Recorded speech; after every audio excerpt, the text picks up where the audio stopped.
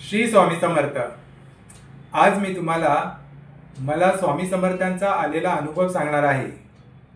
बघा, नीट ऐका।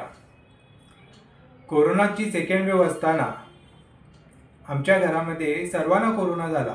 12 माणसं होती। मला झाला नाही, म्हणजे 11 माणसांना कोरोना झाला।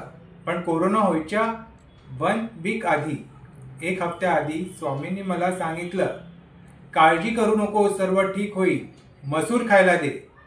तेव्हापासून कोरोना व्हायच्या 1 वीक आधी मला माहीत नव्हतं की कोरोना होणार आहे घरामध्ये सर्वांना।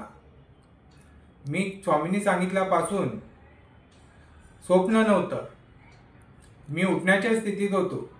सकाळी 7 ते 8च्या दरम्यान स्वामींचे शब्द माझ्या कानावर पडले आणि मी तड करून उठलो।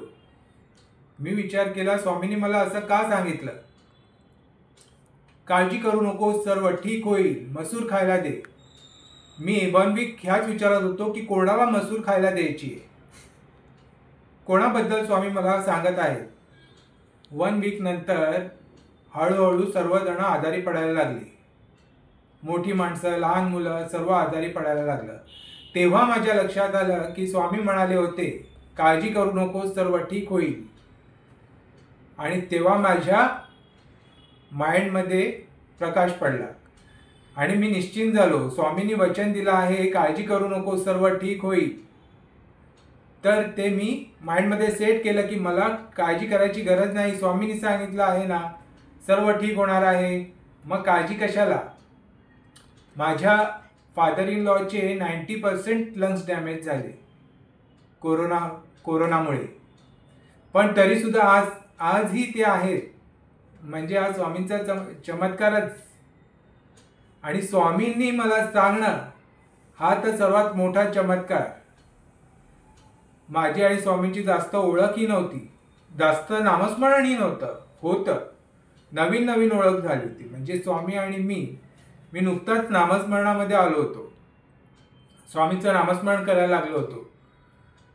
तर अशी मला स्वामींची मोठी प्रचिती आणि स्वामींचं मोठं पाठबळ मला आमच्या कुटुंबाला मिळालं। आणि तुम्हालाही जर स्वामींचं असं पाठबळ हवं असेल, स्वामींची साथ हवी असेल, तर नामस्मरण करायला सुरुवात करा।